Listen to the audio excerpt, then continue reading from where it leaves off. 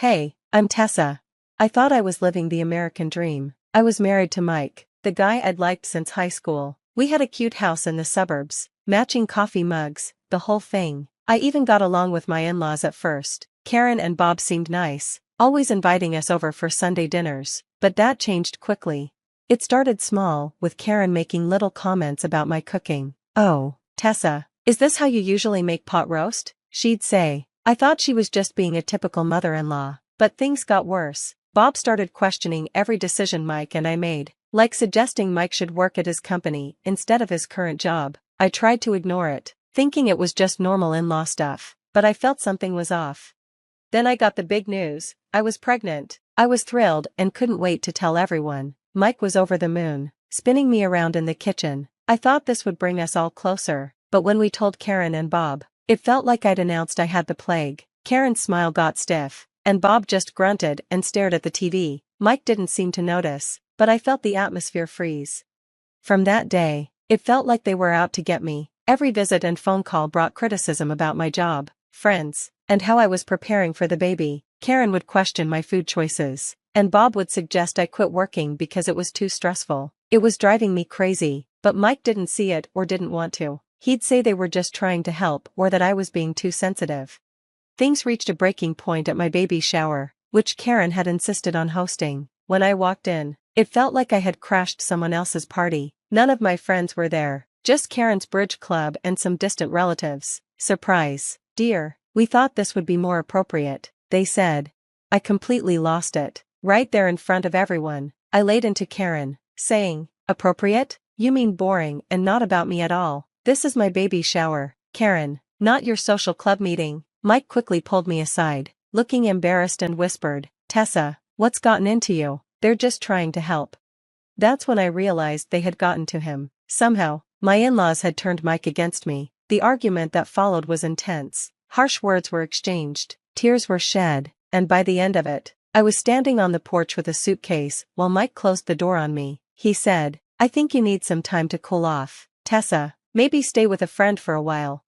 Just like that, I was out, pregnant, alone, and wondering how my perfect life had turned into a nightmare. There I was, pregnant and kicked out. Classy, right? For a few nights, I even slept on park benches, feeling like the world's biggest loser. Then, I remembered Jade, my old college roommate. I hadn't spoken to her in ages, but desperate times, right?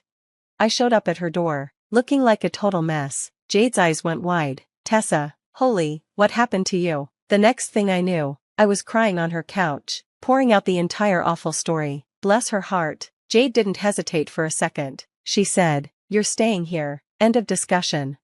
So there I was, crashing in Jade's spare room, feeling like a charity case, but Jade wasn't having any of my pity party nonsense. "Get your butt up, Tessa, we're going job hunting," she said. Easier said than done when you're walking around like a waddling penguin, but Jade was determined. We hit every business in town, and just when I thought we were done, boom, baby decided it was time to make her entrance. I'm in the hospital, squeezing Jade's hand so hard it feels like I'm trying to juice an orange. She's right there with me, cheering me on. "Come on, Tessa, push, you got this." And then, just like that, Lily arrives, this tiny, screaming bundle of awesomeness. The moment I see her, it's like my life flips. I've got someone to fight for now. Jade helps me get back on my feet, watching Lily while I work 2 jobs. It's exhausting, but I'm making it work. One day at the diner, I overhear some guys talking about real estate. "Man, I can't believe that dump sold for that much. Location, location, location." Something clicks in my head. I start reading everything I can about real estate. Jade thinks I've lost it. "Real estate, Tessa? Are you sure?" But I've got this fire in me. I study like crazy, pass the exam, and before I know it, I'm showing houses. On my first sale, I'm shaking like a leaf, but I close the deal. It hits me, I can do this. Fast forward a couple of years, and I'm thriving. I've got my own agency, Lily's in preschool, and life is good. Then one night, I'm at a fancy industry dinner, chatting with some big shots, when I overhear something. "Yeah, old Bob's in trouble. Heard they might lose the house." My ears perk up. "Bob who?" I ask, trying to play it cool. "Bob Thompson. He used to be a big deal, but now he's drowning in debt. Shame about the house, it's a real beauty." I almost choke on my champagne. Thompson, my former in-laws. The ones who threw me out like I didn't matter. Right then and there, a wild idea starts forming in my head. It's risky, probably a terrible plan, but I can't shake it. I grab my phone and shoot a text to my lawyer friend. Alex, need to talk. Got a proposition for you. How do you feel about shell companies? Alex replies almost instantly, Tessa, what are you up to? I grin, feeling like the cat that swallowed the canary. Oh, nothing much, just thinking about getting into the landlord business. As I leave the dinner, my mind's racing. This is it, my chance to turn the tables and show them exactly who they messed with. Watch out, Thompson family, because Tessa's coming back, and this time, I'm the one holding all the cards. So there I am, scrolling through foreclosure listings like it's my new obsession, and bam, I find it, the Thompson house. I almost spit out my coffee. I call Jade right away. You're not going to believe this. Tessa, it's 3 a.m. Someone better be dead or on fire. Remember that crazy idea I had? It's go time. The next morning, I'm in Alex's office, laying out my plan. He looks at me like I've completely lost it. Let me get this straight, you want to buy your in-laws' house through a shell company? Bingo, can you make it happen or not? Alex sighs, rubbing his temples. It's not illegal, but Tessa, are you really sure about this? I lean in, dead serious, more sure than I've ever been about anything. For the next few weeks, we work out all the details. Jade thinks I'm nuts, but she's in my corner. If this blows up in your face, don't come crying to me, but also, I've got bail money ready. The day of the auction, I'm a ball of nerves. Alex is bidding on behalf of our fake company, and I'm in the back, trying not to throw up. Going once, going twice, sold to Karma Properties LLC. I nearly pass out. Holy, we actually did it. The next few days are a whirlwind of paperwork, inspections, and all the boring stuff, but then, it's official, I now own the Thompson house.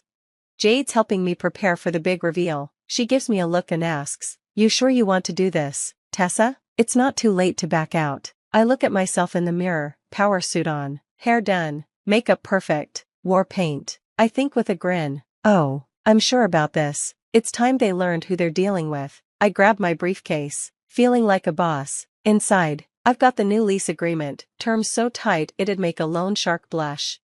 As I'm about to leave, Lily runs up, hugging my legs. Mommy, where are you going? I kneel down, looking her in the eye. Mommy's got some unfinished business, baby, but when I come back, we're going to celebrate big, be time. I kiss her forehead, then head out.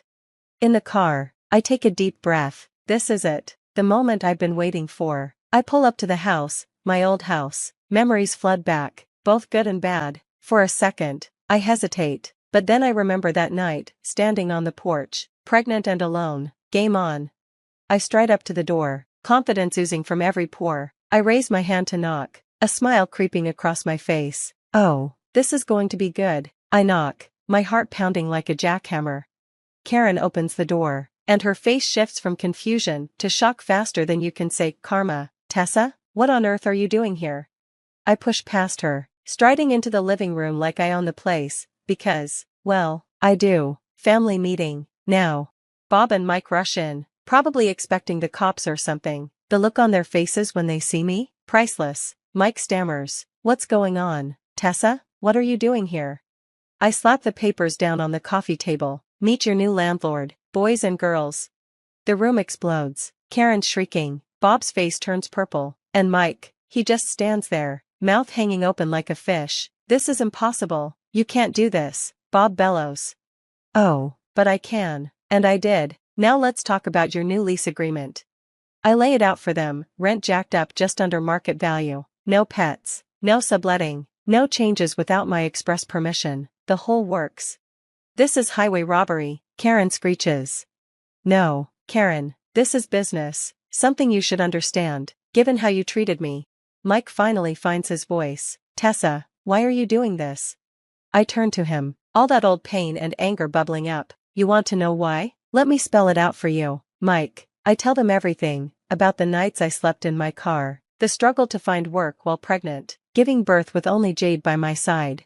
While you were here playing happy families, I was out there fighting to survive, for me, and for our daughter. Remember her, Mike, the baby you kicked out along with me? Mike looks like I just slapped him, stunned into silence. But you know what? I made it. I built a life, a career, all on my own, no thanks to any of you.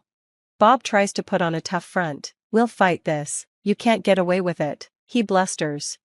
I laugh. And it feels good. Go ahead, try, but don't forget, I'm not just your landlord, I'm the realtor who knows every dirty little secret about this house, every code violation, every unpermitted renovation. One call from me, and this place is condemned faster than you can blink. Their confidence deflates like a popped balloon. They know they're beaten. So, here's how it's going to be. You follow the rules, and we won't have any problems. But if you cross me, you'll be out on the street before you can even say karma.